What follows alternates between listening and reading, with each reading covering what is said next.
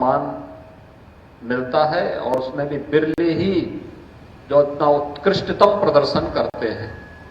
कारगिल युद्ध इस देश पर पाकिस्तान के द्वारा 1999 में थोपा गया था। भारतीय सेना के लिए विषम परिस्थिति थी, लेकिन उन विषम चुनौतीपूर्ण परिस्थितियों का सामना करते हुए भी हमारे सैनिकों ने जिस अदम्य साहस, पराक्रम और शौर्य का परिचय दिया, उसकी परिणति थी कि 26 जुलाई 1999 को भारतीय सेना ने ऑपरेशन पराक्रम के माध्यम से विजयश्री प्राप्त की और भारत विजयी हुआ था। पाकिस्तान एक बार फिर मुंह की खाने के लिए मजबूर हुआ था। आज यहां पर सूबेदार मेजर संजय कुमार जी इस कार्यक्रम में उपस्थित हुए हैं। मैं उनका हृदय से अभिनंदन करता हूं और मुझे विश्वास है कि उनका शौर्य और पराक्रम हमारी वर्तमान पीढ़ी उससे अवश्य प्रेरणा प्राप्त करेगी। यहां पर स्मारक समिति ने अन्य महानुभावों को भी सम्मानित किया है, जिन्होंने जीवन के अलग अलग क्षेत्र में कार्य किया है। कोई साहित्य के क्षेत्र में, कोई सेवा के क्षेत्र में, कोई तकनीक के क्षेत्र में। उन सभी महानुभावों का भी मैं इस अवसर पर हृदय से बधाई देता हूं और विश्वास करता हूं कि उनकी जो प्रतिभा है, उस प्रतिभा से अनेक वर्तमान हमारी पीढ़ी प्रेरणा प्राप्त करेगी। भाइयों बहनों, हम सब जानते हैं कि देश अपनी सदियों की गुलामी के दौरान कभी चैन से नहीं बैठा।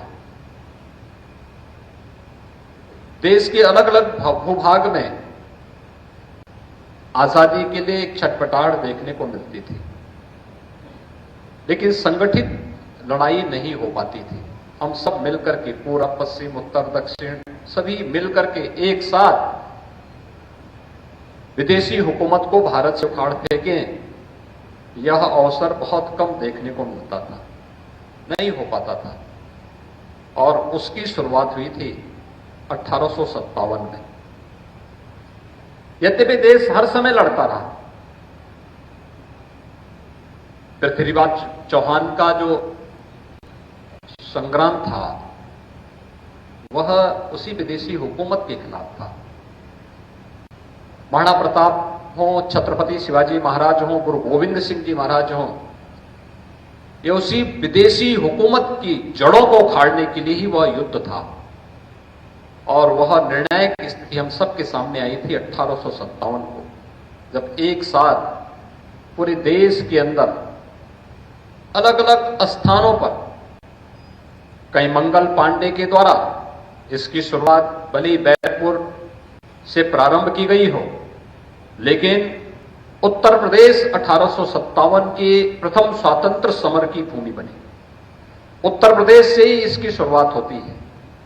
कहीं धन सिंह कोतवाल के नेतृत्व में मेरठ में दिल्ली चलो का आह्वान करते हुए उस समय के विभिन्न प्रकार से उस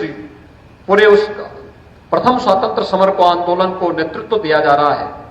कहीं बलिया में, बलिया ने तो 1942 में अपने आप को स्वतंत्र घोषित कर दिया था। उसी प्रकार से झांसी की रानी लक्ष्मीबाई 1857 में इस लड़ाई को लेकर के जहां झांसी में इसको नेतृत्व दे रही थी, तो कानपुर बिठूर से त्यात्या टोपे के नेतृत्व में प्रथम स्वातंत्र समर आगे बढ़ता हुआ दिखाई दे रहा था। अलग अलग क्षेत्रों में, और अवध क्षेत्र में जिस अमर नायक ने इस प्रथम स्वातंत्र समर को नेतृत्व दिया था, वह नाम था राणा बेनी माधव बख्श सिंह जी का, जिन्होंने 1.5 वर्ष तक इस पूरे क्षेत्र को अंग्रेजों की दास्ता से मुक्त करके उस कालखंड में आजादी का एहसास आजादी के 90 वर्ष पहले ही इस क्षेत्र के नागरिकों के अंदर करवा दिया था। और इस अवसर पर जब हम राणा बेनी माधव बख्श सिंह जी को स्मरण कर रहे हैं, तो उनके अमर सेनानी वीरा पासी को कौन विस्मृत कर सकता है। वीरा पासी ने भी उनके साथ मिलकर के इस पूरे आंदोलन को एक रूप दिया।